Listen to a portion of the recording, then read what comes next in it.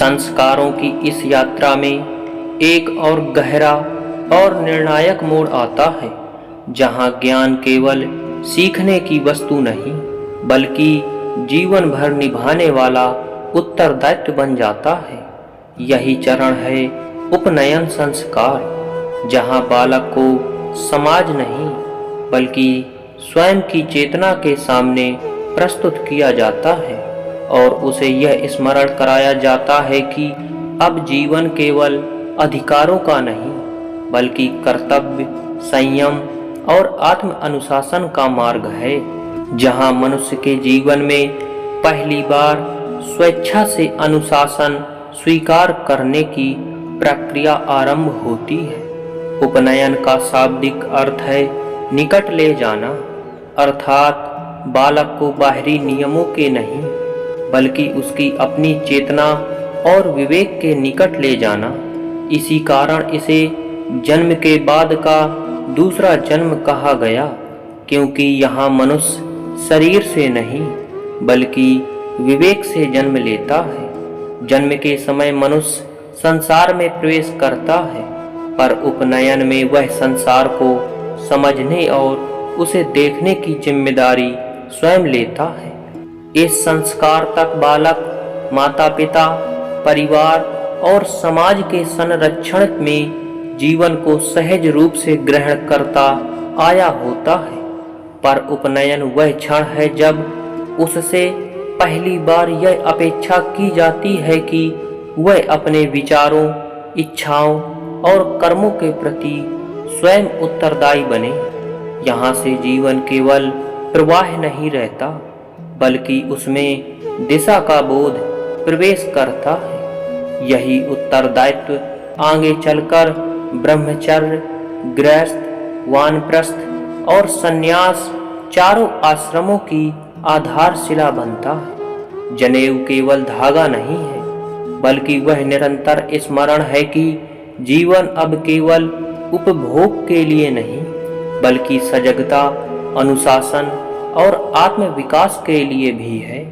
इस संस्कार में गुरु का प्रवेश अत्यंत महत्वपूर्ण हो जाता है, क्योंकि यहाँ से जीवन केवल रक्त संबंधों से नहीं बल्कि ज्ञान संबंधों से भी संचालित होने लगता है। गुरु को शास्त्रों में प्रकाश देने वाला नहीं बल्कि अंधकार हटाने वाला कहा गया है, क्योंकि प्रकाश तो चेतना के भीतर पहले से विद्यमान होता है।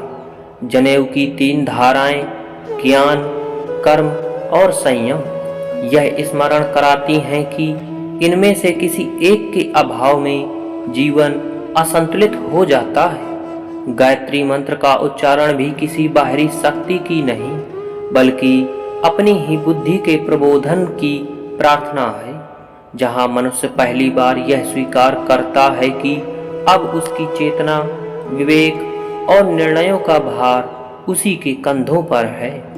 यदि किसी बालक को बिना दिशा दिए स्वतंत्र छोड़ दिया जाए तो उसकी ऊर्जा भोग, विक्षेप और असंतुलन में बिखर जाती है, पर जब वही स्वतंत्रता चेतना और अनुशासन के साथ आती है तो वही ऊर्जा अध्ययन, साधना और सृजन में रूपांतरित हो जाती है। इसी संदर्भ में गुरु की भूमिका और अधिक गहरी हो जाती है। गुरु यहाँ केवल ज्ञान देने वाला नहीं बल्कि अपने आचरण से जीवन का उदाहरण प्रस्तुत करने वाला होता है। बालक शब्दों से अधिक उस जीवन पद्धति को देखता है जिसे गुरु स्वयं जीता है और वही उसके भीतर संस्कार के रूप में उतरती है। उपनयन के साथ यह बोध भी दिया जाता है कि ज्ञान अधिकार नहीं बल्कि कर्तव्य है। जो व्यक्ति जानकर भी अन्याय करता है उसका नैतिक भार अधिक होता है। इसी कारण यह संस्कार ज्ञान के साथ संयम और जिम्मेदारी को जोड़ता है। यह परिवर्तन केवल बालक तक सीमित नहीं रहता बल्कि पूरे परिवार की जीवन शैली और वातावरण को प्रभावित करता है, क्योंकि अब आचरण केवल सिखाया नहीं जाता बल्कि जिया जाना अपेक्षित होता है।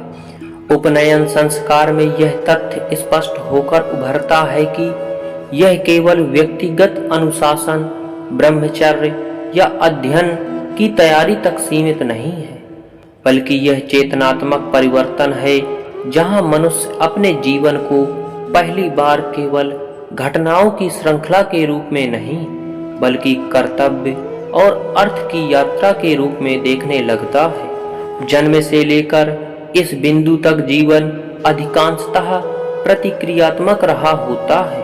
भूख लगे तो भोजन, भय लगे तो संरक्षण, इच्छा जगे तो पूर्ति। पर यहाँ से मनुष्य से यह अपेक्षा की जाती है कि वह प्रतिक्रिया से ऊपर उठकर चयन करना सीखे, और यही चयन आगे चलकर उसके चरित्र का निर्माण करता है। इसी कारण उपनयन के बाद तप, अनुशासन और सीमाओं का अभ्यास कराया जाता है, ताकि यह अनुभव हो सके कि सुख का अभाव जीवन का अंत नहीं है, बल्कि कई बार वही अभाव चेतना को मजबूत करता है। गुरु और शिष्य का संबंध भी यहाँ अधिक स्पष्ट रूप लेता है, क्योंकि गुरु केवल ज्ञान देने वाला नहीं रहता, बल्कि जीवन पथ का जीवंत उदाहरण बन जाता है। शिष्य गुरु के शब्दों से अधिक उसके आचरण, मौन और निर्णयों को देखता है, और वही उसके भीतर संस्कार के रूप में उतरता है। ब्रह्मचर्य का वास्तविक अर्थ भी इसी संदर्भ में खुलता है। इंद्रियों को दबाना नहीं, बल्कि उन्हें समझकर साधना। साथ ही समय के प्रति सजगता विकसित होती है, जहाँ जीवन को लय और चरणों में जीने का अभ्यास शुरू होता है। इस प्रक्रिया में उपनयन व्यक्ति को समाज से काटता नहीं, बल्कि उसे अपने कर्मों के व्यापक प्रभाव के प्रति अधिक सचेत बनाता है, जिससे उसकी चेतना धीरे धीरे स्थिर और संतुलित होती जाती है। सनातन परंपरा इसलिए उपनयन को द्विजत्व से जोड़ती है, क्योंकि यह मनुष्य शरीर से नहीं, बल्कि दृष्टि से पुनः जन्म लेता है। यह दृष्टि उसे यह समझने में सक्षम बनाती है कि जीवन केवल सुख दुख की प्रतिक्रियाओं का क्रम नहीं, बल्कि अर्थपूर्ण चुनावों की श्रृंखला है। इस स्तर पर यह भी स्पष्ट होता है कि उपनयन का उद्देश्य मनुष्य को नियमों के अधीन करना नहीं, बल्कि आत्मनियमन की क्षमता विकसित करना है, क्योंकि बाहरी नियम तब तक प्रभावी रहते हैं जब तक निगरानी हो, जबकि आत्मनियमन एकांत में भी सक्रिय रहता है। आधुनिक समाज में अनेक संकट इसी कारण उत्पन्न होते हैं कि शिक्षा और अधिकार तो मिलते हैं, पर विवेक और आत्मसंयम का संस्कार नहीं हो पाता। परिणाम स्वरूप सक्षम व्यक्ति भी विनाशकारी निर्णय लेने लगते हैं। उपनयन में जनेऊ, मंत्र और विधि विधान केवल साधन है, उद्देश्य नहीं। यदि साधन ही लक्ष्य बन जाए तो संस्कार भीतर घटित नहीं हो पाता। कठिन परिस्थितियों, हानि, अपमान या असफलता में व्यक्ति का आचरण इस संस्कार की वास्तविक परीक्षा बन जाता है, क्योंकि संस्कार का मूल्य अनुकूलता में नहीं, बल्कि प्रतिकूलता में प्रकट होता है। इसी स्तर पर यह समझ विकसित होती है कि जीवन के विभिन्न आश्रम अलग अलग खंड नहीं, बल्कि एक ही चेतना के क्रमिक विस्तार हैं। उपनयन मनुष्य को कठोर नहीं, बल्कि भीतर से संतुलित बनाता है, जहाँ संयम, करुणा और उत्तरदायित्व एक दूसरे के पूरक बनकर जीवन में स्थिरता उत्पन्न करते हैं। दोस्तों, अगर यह वीडियो आपको पसंद आए तो वीडियो को लाइक कीजिए और हमारे चैनल को सब्सक्राइब कीजिए। मिलते हैं अगले वीडियो में, तब तक के लिए राधे राधे।